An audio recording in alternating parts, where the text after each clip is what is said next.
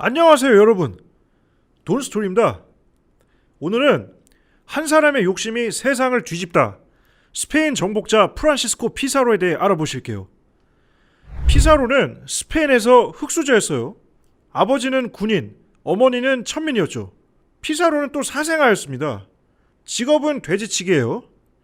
그러니 스페인에서는 가장 무시당하는 부류 중 하나였죠.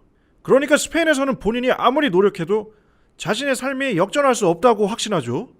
그래서 피사로는 인생 큰 한방을 위해 신대륙으로 건너갑니다.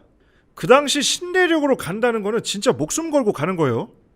아메리카 대륙에 어떤 사람들이 있는지, 어떤 동식물이 있는지, 그리고 어떤 미지의 존재가 있을지 아무것도 모르는 상태이기 때문에 신대륙에 가려면 진짜 엄청난 도전 정신과 절실함이 있어야 했죠. 만약에 여러분들이 우주선을 타고 화성에 가서 생명체 탐사하는 우주비행사가 돼보신다면 어떤 느낌이실까요? 기대도 되지만 완전 다른 환경에 황량한 곳이니 엄청 무서우시겠죠? 그런 느낌으로 가보시면 돼요. 아무튼 아메리카 대륙에 피사로가 건너가서 성과를 내기 시작해요. 1513년 바스코 발보아의 선단에 합류하고요. 최초로 태평양을 바라본 27명의 유럽인 중 한 사람이 되죠. 그리고 피사로는 마침내 스페인의 최초 식민지 짱인 파나마 총독과 친한 사이가 됩니다.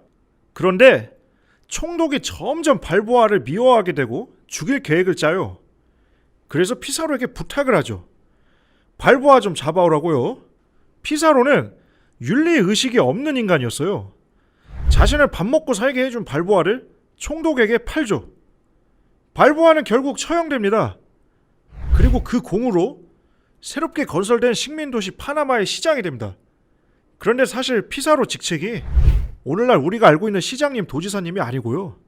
동네 개간한 다음에 그냥 그 동네 내가 골목대장 먹었다, 이런 약간 단순한 거예요. 그러다 피사로는 자기 육촌 친척인 코르테스가 겨우 군사 1,000명으로 멕시코에 가서 아즈텍 제국을 접수했다는 소식을 듣게 되죠. 엄청 마음이 붕뜨기 시작해요. 나도 잭팟 한번 터뜨려 보자, 인생 역전해보자, 마음이 초흥분 상태로 들떠오른 거죠. 그리고 1524년 남쪽 멀리 황금의 나라가 있다는 풍문을 듣고 원정을 떠나게 됩니다. 그러다 실패해서 파나마로 돌아왔고요. 다시 1526년 원정을 떠나요. 근데 딱히 성과가 없어요. 이러니까 파나마 총독이 빡치기 시작합니다. 그냥 돌아오라고 하죠. 이때 피사로 근성 하나는 인정합니다.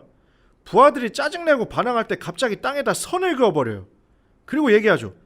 야, 여기는 부유한 잉카야. 그리고 저기는 가난한 파나마야. 나랑 함께할 놈들은 여기 선 안에 남어. 이때 피사로 포함 13명이 남게 돼요.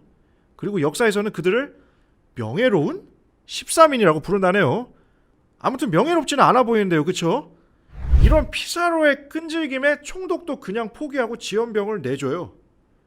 그리고 이듬해 4월 페루 북서부에 도착해서 황금의 나라 거대 제국, 잉카 제국의 존재에 대해 처음 듣게 되죠. 피사로가 끈기와 절실함은 참 대단했어요. 일단 파나마로 돌아가서 총독 삥을 뜯으려고 그래요. 군사 좀 더 내줘라, 자금도 좀 더 지원해줘라. 총독이 거부하죠. 돈이 없으니까요. 그러니까 이제 피사로가 아예 스페인 국왕의 지원을 직접 받으러 스페인에 갑니다. 왕을 홀리러 간 거죠. 일단 국왕 카를로스 1세를 만나게 돼요. 그리고 가져온 황금을 보여주면서 신대륙 남쪽에 거대한 황금의 나라가 있다, 이곳을 정복해서 왕에게 바치겠다, 그러니 나한테 병사랑 돈 좀 줘라, 이렇게 얘기해요.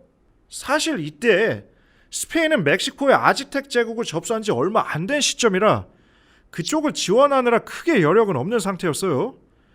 그리고 왕이 보기에 어디서 근본도 모르는 놈이 와서 자기한테 구걸을 해대요. 좀 사기치는 것처럼 말하고요. 그래도 황금을 보니까 욕심도 나고 많이 흥분되고요. 그래서 카를로스 국왕이 피사로한테 지원 부대를 좀 줍니다. 원정대의 책임자로 피사로를 임명도 해주고요. 그리고 만약 신대륙의 왕국을 접수한다면 지배권도 인정해준다는 파격적인 약속도 하고요. 근데 군사의 수랑 장비가 코르테스 원정대에 비해 훨씬 적었죠. 병사 168명, 말 37마리, 화승총 몇십 자루랑 대포 10문이요. 사실 카를로스 국왕은 사기꾼 같은 피사로에게 조금 지원해주고 되게 생색낸 거죠. 국왕 입장에서 크게 손해볼 건 없죠. 일단 지원한 인력과 비용이 적고요. 그러다 혹시나 진짜로 잉카 제국을 찾는다면 조금 생색내준 걸로 엄청난 부와 식민지 지배권을 가질 수도 있으니까요. 카를로스 국왕한테는 개꿀이었던 거죠. 투자 리스크는 작은데 만약 결과가 좋으면 한 번에 초대박이죠. 실제로 스페인 국왕이 이렇게 코딱지만하게 피사로 지원해주고 얻은 수익이 오늘날 돈으로 환산하면 대략 40조 원이었다고 합니다. 40조 원.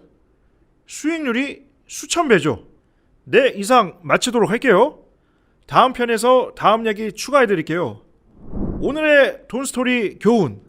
첫째, 절실함이에요. 피사로는 돼지치기의 인생, 말단 군인의 인생을 반드시 벗어나고자 하는 절실함이 있었어요. 완전히 180도 다른 삶, 인생 역전을 위해 집요하고 끈질기게 노력했죠. 그리고 어쨌든 결국 잉카를 무너뜨리게 됩니다. 여러분의 인생을 바꾸는 힘, 그 중에 하나, 절실함, 중요하죠. 두 번째, 끈기, 존버, 잉카 제국을 향한 첫 원정 실패. 두 번째 원정 실패. 그래도 피사로는 포기하지 않고 다시 원정에 나서서 결국 제국을 발견하죠. 정말 엄청난 양의 황금을 노획하게 되죠. 여러분, 끈기입니다. 끈기요. 피사로가 원정에 계속 실패했어도 존버하면서 결국엔 잉카를 찾았고 황금도 삥 뜯었잖아요. 끈기의 힘, 존버, 정말 중요합니다. 네, 이상 돈스토리였습니다. 감사합니다. 구독, 좋아요, 알람 설정 꼭 좀 잘 좀 부탁드릴게요.